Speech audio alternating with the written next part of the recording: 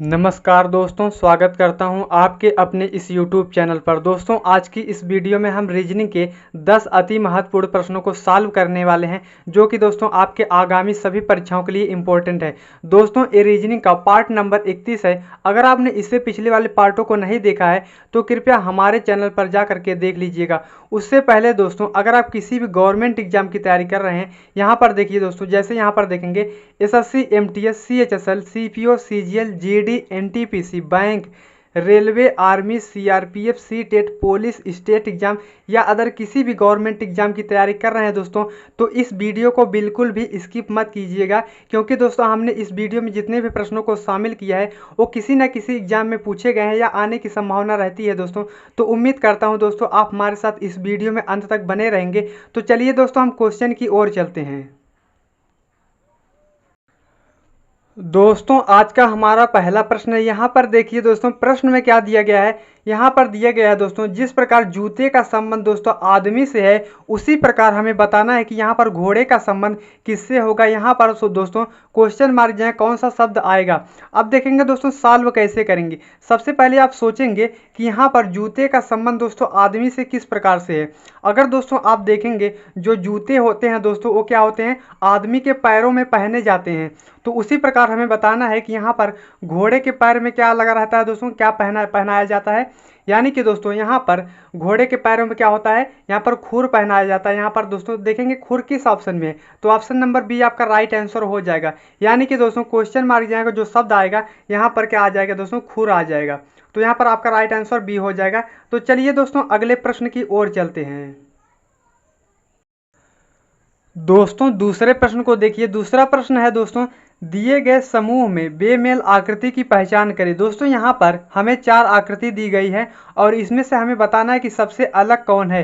तो यहाँ पर कैसे पहचान करेंगे। अगर दोस्तों यहाँ पर आप आकृति को ध्यान से देखेंगे तो आपको समझ में आने लगेगा। तो यहाँ पर आप देखेंगे ऑप्शन नंबर ए में आकृति जो दी गई है दोस्तों, और ऑप्शन नंबर बी में और ऑप्शन नंबर डी में दोस्तों ये तीनों क्या है, आपस में समान लग रही हैं। लेकिन दोस्तों यहाँ पर ऑप्शन नंबर सी को देखेंगे तो यहाँ पर क्या बदलाव किया है दोस्तों। तो यहाँ पर अगर आप देखेंगे तो यहाँ पर दोस्तों यहाँ पर देखेंगे तो यहाँ पर एक रेखा खींच दिया है। तो इसलिए दोस्तों आपका सबसे अलग कौन सा हो जाएगा, ऑप्शन नंबर सी आपका राइट आंसर हो जाएगा।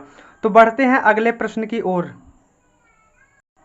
दोस्तों तीसरा प्रश्न नंबर एनालॉजी से संबंधित प्रश्न दिया गया है। सॉल्व कैसे करेंगे दोस्तों, पहले हम क्वेश्चन को ध्यान से देखेंगे। तो यहाँ पर दिया गया है दोस्तों, जिस प्रकार 4 का संबंध दोस्तों 32 से है, उसी प्रकार हमें बताना है कि 7 का संबंध किस संख्या से होगा। यहाँ पर क्वेश्चन मार्क जो है कौन सी संख्या आएगी। अब देखेंगे दोस्तों सॉल्व कैसे करेंगे। अगर दोस्तों आप देखेंगे तो यहाँ पर दोस्तों 4 से 32 किस प्रकार से आएगा। तो अगर आप क्या करेंगे दोस्तों, 4 में क्या करेंगे दोस्तों, 8 से क्या कर देंगे, गुणा कर देंगे। तो 4 8 कितना हो जाएगा दोस्तों, 32 हो जाएगा। यही सेम तरीका दोस्तों इसमें भी लगाएंगे। अब देखेंगे दोस्तों, अगर 7 में हम क्या करेंगे, 8 से गुणा करेंगे तो 7 8 क्या हो जाएगा दोस्तों, 56 हो जाएगा। तो देखेंगे 56 किस ऑप्शन में है। तो यहाँ पर 4 ऑप्शन दिए गए हैं और इसमें से हमें 56 कहीं भी देखने को नहीं मिल रहा है। तो क्वेश्चन इस तरीके से सॉल्व नहीं होगा, कोई दूसरा तरीका लगाएंगे। अब देखेंगे दोस्तों यहाँ पर 4 से 32 कैसे लाएंगे। अगर दोस्तों यहाँ पर 4 का क्या करेंगे, स्क्वायर कर देंगे। तो 4 का स्क्वायर करेंगे दोस्तों कितना हो जाएगा, 4 चौके 16 होता है। तो 16 क्या हो जाएगा दोस्तों, 4 का स्क्वायर हो जाएगा। और 16 का डबल कर देंगे, यानी कि 2 गुना कर देंगे तो कितना हो जाएगा, 16 दूनी 32 हो जाएगा। तो सेम प्रकार से दोस्तों इसमें भी जो तरीका दोस्तों इसमें लग रहा है, वही सेम तरीका हम क्या करेंगे, इसमें लगाएंगे। अब देखेंगे दोस्तों यहाँ पर क्या करेंगे, 7 का स्क्वायर करेंगे। 7 का स्क्वायर दोस्तों होता है 49, 7 सते 49 हो जाएगा। और यहाँ पर 49 का 2 गुना कर देंगे दोस्तों कितना हो जाएगा, यहाँ पर 49 दूनी कितना होता है दोस्तों, 98 होता है। तो यहाँ पर देखेंगे 98 किस ऑप्शन में, तो ऑप्शन नंबर ए आपका राइट आंसर हो जाएगा। तो उम्मीद करता हूँ दोस्तों यह प्रश्न आपको अच्छे से समझ में आ चुका होगा। तो चलिए अगले प्रश्न की ओर चलते हैं।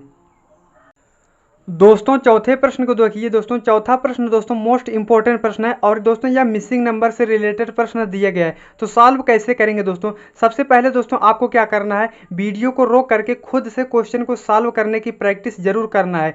तो दोस्तों यहाँ पर देखेंगे, यहाँ पर दिया गया है लुप्त संख्या ज्ञात करें। दोस्तों यहाँ पर हमें बताना है कि यहाँ पर पहले आप देखेंगे लुप्त पद कहाँ पर है। तो यहाँ पर देखेंगे क्वेश्चन मार्क दिया गया है और इसी क्वेश्चन मार्क जो है कौन सी संख्या आएगी दोस्तों हमें बताना है।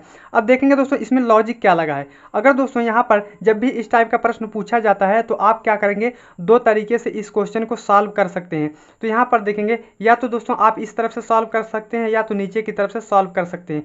तो यहाँ पर दोस्तों हम क्या करेंगे, पहले हम नीचे की तरफ से सॉल्व करेंगे। तो यहाँ पर दोस्तों यहाँ पर 14, 8 और 11 को हम दोस्तों अगर आप जोड़ेंगे तो यहाँ पर 14 यहाँ पर प्लस क्या करेंगे 8 करेंगे और यहाँ पर प्लस 11 करेंगे दोस्तों। तीनों को आपस में जोड़ेंगे दोस्तों कितना हो जाएगा, 14 8 कितना हो जाएगा दोस्तों 22 हो जाएगा। और 22 में दोस्तों क्या करेंगे प्लस 11 कर देंगे दोस्तों, कितना हो जाएगा 33 हो जाएगा।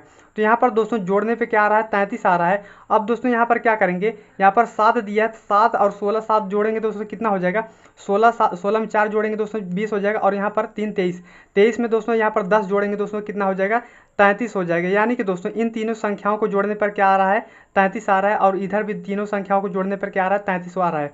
तो यहाँ पर दोस्तों हम क्या करेंगे, अब देखेंगे यहाँ पर पहले हम 12 और 12 को जोड़ेंगे दोस्तों, 12 12 कितना हो जाएगा दोस्तों 24 हो जाएगा।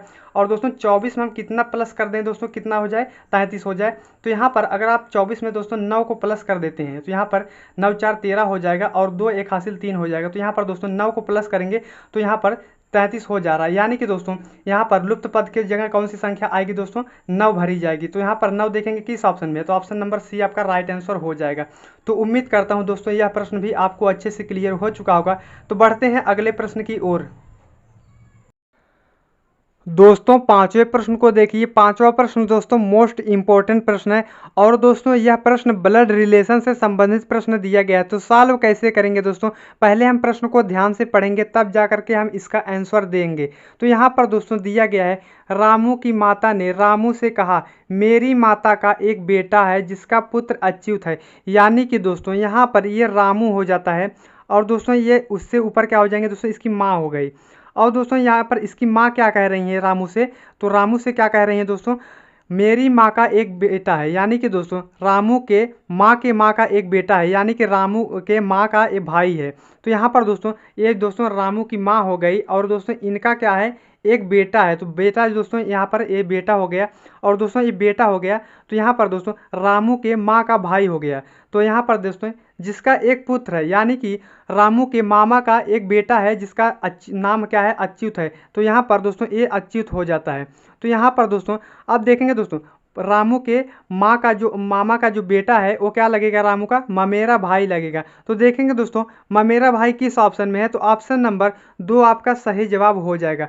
तो बढ़ते हैं दोस्तों अगले प्रश्न की ओर।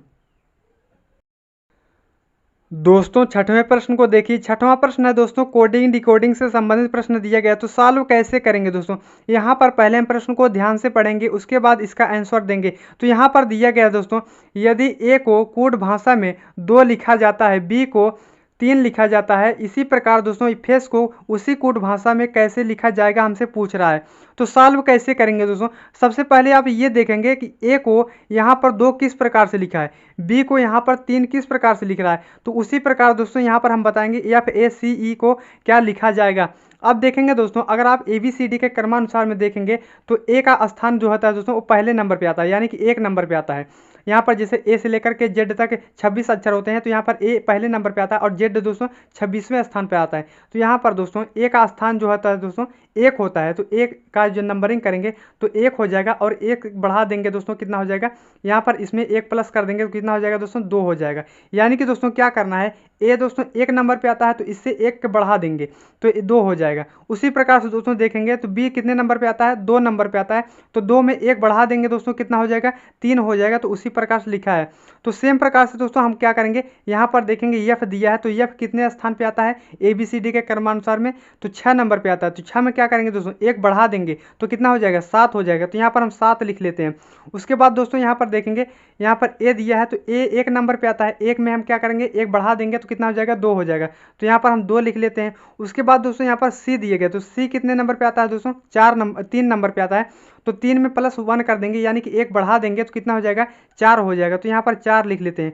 उसके बाद दोस्तों यहाँ पर दिया गया ई, तो ई कितने स्थान पे आता है दोस्तों ABCD के क्रमानुसार में 5 नंबर पे आता है। तो 5 में +1 कर देंगे यानी कि 1 बढ़ा देंगे तो कितना हो जाएगा दोस्तों 6 हो जाएगा। तो देखेंगे दोस्तों यहाँ पर 7 2 4 6 किस ऑप्शन में है, तो 7 2 6 4 किस ऑप्शन में है दोस्तों, ऑप्शन नंबर पहला आपका राइट आंसर हो जाएगा।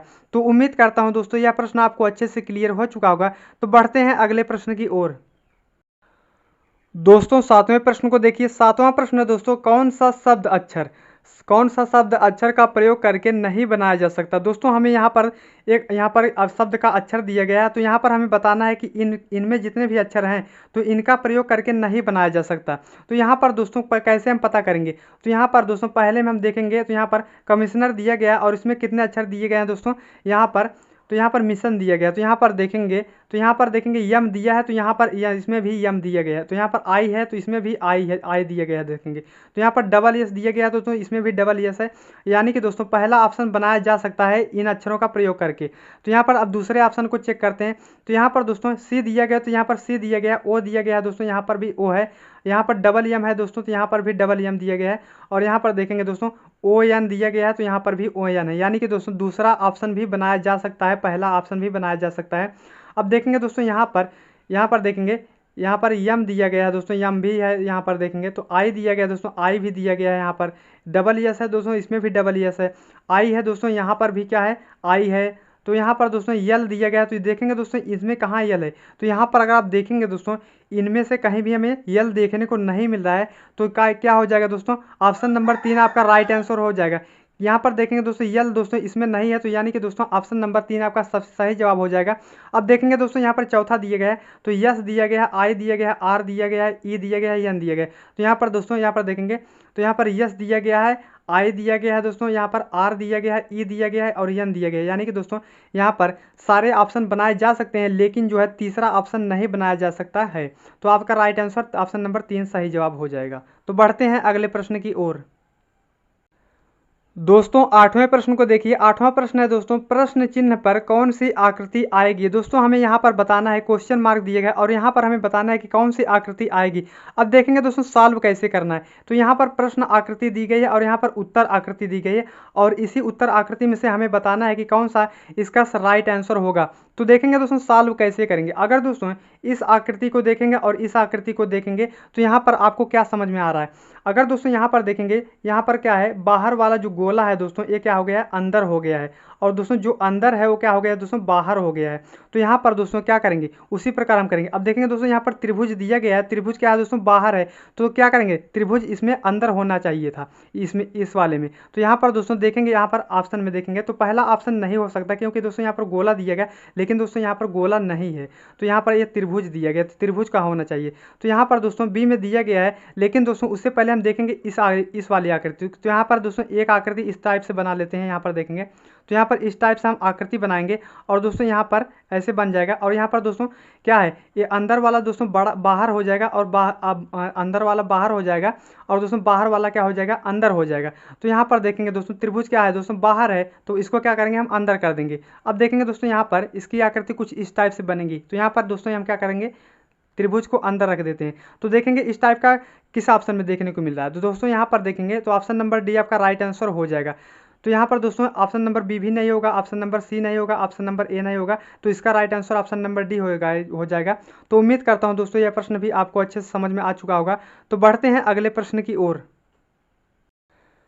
दोस्तों 9वें प्रश्न को देखिए। 9वां प्रश्न है दोस्तों, नीचे दी गई संख्याओं की श्रृंखला में ऐसे कितने दो हैं जिनके ठीक पहले 7 और ठीक बाद में 9 आया हो। तो यहाँ पर दोस्तों हमें बताना है ऐसे कितने दो हैं जिनके पहले दोस्तों क्या है 7 है और ठीक बाद में 9 है। तो यहाँ पर हम कैसे पता करेंगे, यहाँ पर देखेंगे सीरीज को ध्यान से। तो यहाँ पर दिया गया है दोस्तों, यहाँ पर शुरू से देखेंगे तो यहाँ पर 2 दिया गया है दोस्तों, और 2 के पहले क्या है दोस्तों 7 है, और यहाँ पर 2 के बाद 9 है। यानी कि दोस्तों यहाँ पर 1 2 हमें मिल गया है। अब उसके बाद देखेंगे दोस्तों यहाँ पर धीरे धीरे देखते जाएंगे। तो यहाँ पर क्या है दोस्तों, अगर दोस्तों यहाँ पर आप ध्यान से देखेंगे तो यहाँ पर देखेंगे 2 दिया है, और यहाँ पर इसके पहले क्या है 7 है, इसके बाद में क्या है 9 है। तो यहाँ पर दोस्तों क्या हो गया, 2 ये हो गया, यानी कि दोस्तों एक ये हो गया और एक यहाँ पर 2 मिल गया हमें। तो यहाँ पर देखेंगे 7 है और बाद में क्या है दोस्तों 9 है, तो यानी कि दोस्तों यहाँ पर 3 हो गया।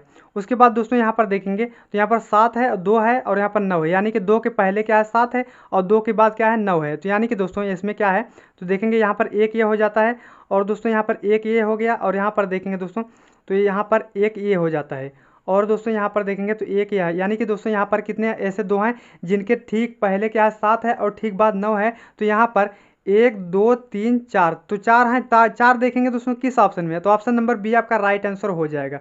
तो बढ़ते हैं अगले प्रश्न की ओर।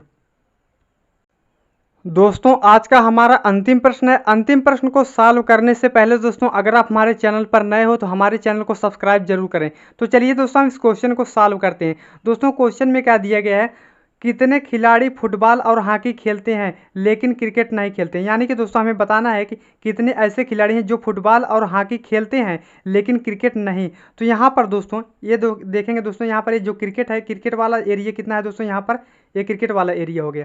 उसके बाद दोस्तों यहाँ पर क्या करना है, तो यहाँ पर हमें हमसे पूछा क्या है, कितने खिलाड़ी हैं जो फुटबॉल और हॉकी खेलते हैं लेकिन क्रिकेट, तो यहाँ पर क्रिकेट नहीं खेलते हैं। तो यहाँ पर दोस्तों हमें क्या हो जाएगा, क्रिकेट से कोई मतलब ही नहीं। तो यहाँ पर क्या करेंगे, ये वाला क्रिकेट वाला हमसे कोई मतलब नहीं है, तो हम क्या करेंगे, यहाँ पर इसको हम अलग कर देंगे। तो यहाँ पर क्या करना है, अब हमें बताना है। तो यहाँ पर कितने खिलाड़ी फुटबॉल और हॉकी खेलते हैं लेकिन क्रिकेट नहीं खेलते हैं, तो हमें बताना है दोस्तों। यहाँ पर देखेंगे तो यहाँ पर ये 13 जो है दोस्तों, ये क्या खेलते हैं, फुटबॉल खेलते हैं, और यहाँ पर 12 क्या है, हॉकी खेलते हैं। लेकिन दोस्तों यहाँ पर कॉमन क्या हो जाए दोस्तों, ये 15 है, और 15 लोग क्या है दोस्तों, यहाँ पर देखेंगे तो फुटबॉल और हॉकी दोनों खेलते हैं लेकिन दोस्तों क्रिकेट नहीं खेलते हैं। तो देखेंगे दोस्तों 15 किस ऑप्शन में है, तो ऑप्शन नंबर 3 आपका सही जवाब हो जाएगा। तो मिलते हैं नेक्स्ट वीडियो में, तब तक के लिए जय हिंद जय भारत।